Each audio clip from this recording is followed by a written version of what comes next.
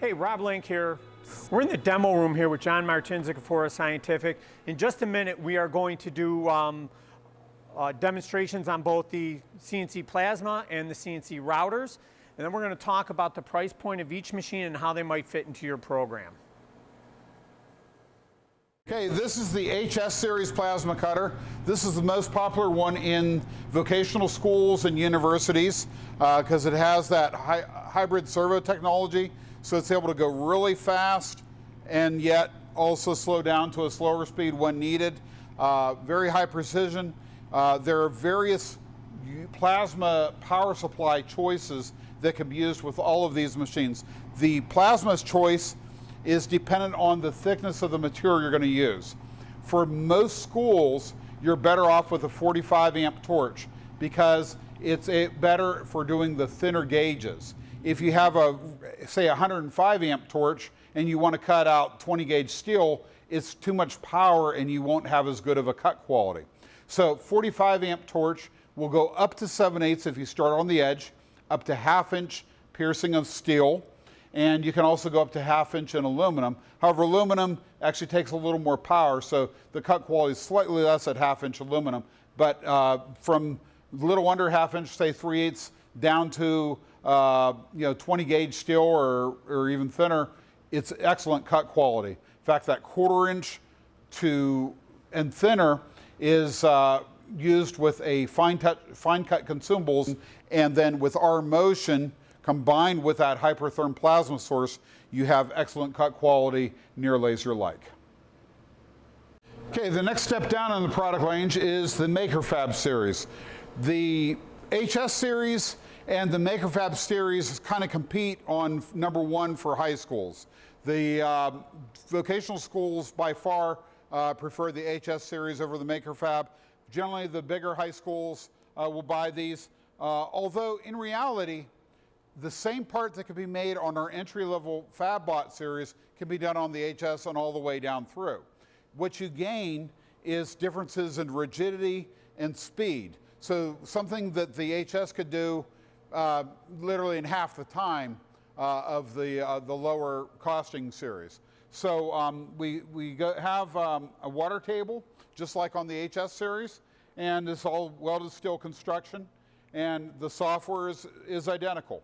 So if you know how to use one, you know how to use the other. This one is using the open loop stepper technology. However, our open loop steppers are much powerful than any competitor we have. These are 1200 ounce-inch motors. Our nearest competitor uses 396 ounce motors, so almost 4 times, a little over 4 times more powerful.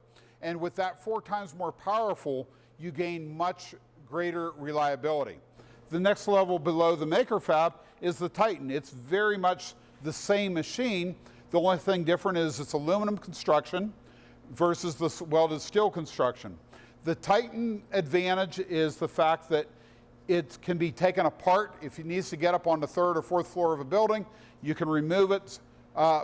We can take it apart and get it up those stairs where a 2,000 or 3,000 pound machine isn't likely to be carried up the stairs. So we can get into those areas and other tighter situations where that would be more difficult.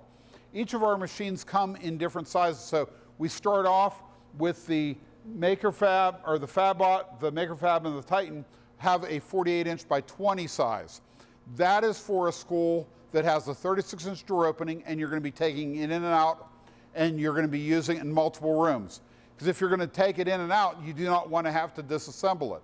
So we have that 20 inch size to fit through a normal 36 inch door opening, which is actually 34 inches. Then the HS series is a little bit larger, so that one we don't make it in the 20 inch size because it's too large to fit through that 34 inch door opening. Then we have the aluminum construction to be able to get it into really hard places, and then we have the entry-level FabBot. Now, the HS, the MakerFab, and the Titan all have a water table. The FabBot series has open underneath, and with the open underneath, some people prefer that so the parts just drop on the floor and they don't want to have to mess with any water. Also, this has an incredibly low price point. This as a complete turnkey package costs less than our nearest competitor near this price range that sells a box of parts that you'll then, after you buy it, you then still have to spend another $3,000 on the plasma cutter, another $1,000 on the computer. They don't even offer a breakaway system. And this also is running on much powerful motors and profiled linear rails and profiled linear bearings, THK bearings, not a cheap off-brand, but the very top of the line THK.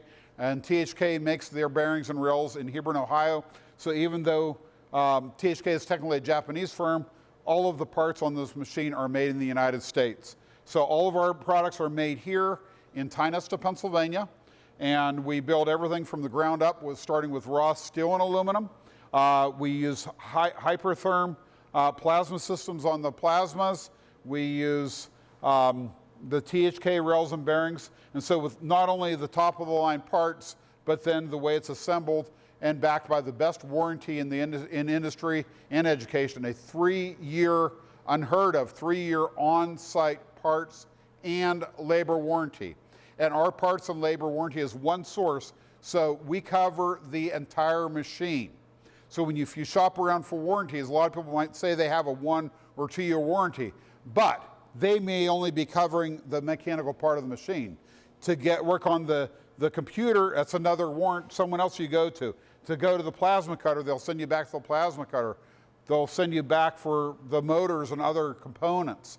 We cover 100% of the machine. So you have one phone call to make, either to your rep that does service or directly to the factory, and we're able to provide service. And it's a 3-year on-site parts and labor warranty. If it can't be solved on the phone, someone will come to your facility and service that machine, and it'll be operable again.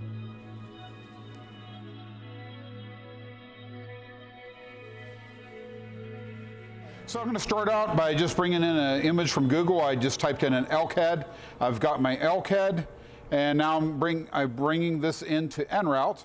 And all I'm going to do is turn it from a raster image into a vector image by doing this. And I can delete my raster image because it's kind of useless. Then I'm going to just force it up, and I'm going to delete this little elk head description because I don't actually want to cut that. So I'm going to click here and go to Transform, Explode Selection, and just get rid of all of the words that we don't want. And then I'm just going to window around it and select Merge Selection so it brings all of the little pieces of the actual elk together, and it's nice and blue so we know it's right. And next I'm going to click here and drag it up, and then I can automatically center it on my material, which we're actually going to use a larger material, so it really wouldn't even need to be done. And then I'm going to click here to select Engrave, and I'm selecting 16th inch aluminum, and then hit OK. And now I have all of my tool paths. And at this point I have it's showing where it's starting and stopping. I may actually like to change where that starting and stopping position is. So if I go to Transform or Toolpath, Edit Toolpath, I can click here, drag, and say instead of starting on this point on an antler, I could start at some other place where it's kind of hidden, and then hit Exit this tool. And now I'm just going to hit Machining Output to File, and I'm going to call this Elk 2. And then I'm going to load in this revision because I like the new starting point better. So I'm going to hit Elk 2, and I'm going to just move this over a little bit to set up my 0 location. So I just jog it over, and I can tell it where I'm going to start. So I'm going to move it over a little bit more, and I'm going to bring it down so it's within a 1/4 inch or so of the material. Tell it that's my reference point. And if I want to, I can actually click and drag on the screen and drag it to the opposite end and make sure it fits where I put it, and it definitely does, because I can see the location on the screen and simply look at where it's at on the machine. And so I can see right there it's in, well, all within the metal. And now I'm ready to run it. I'm going to hit Start.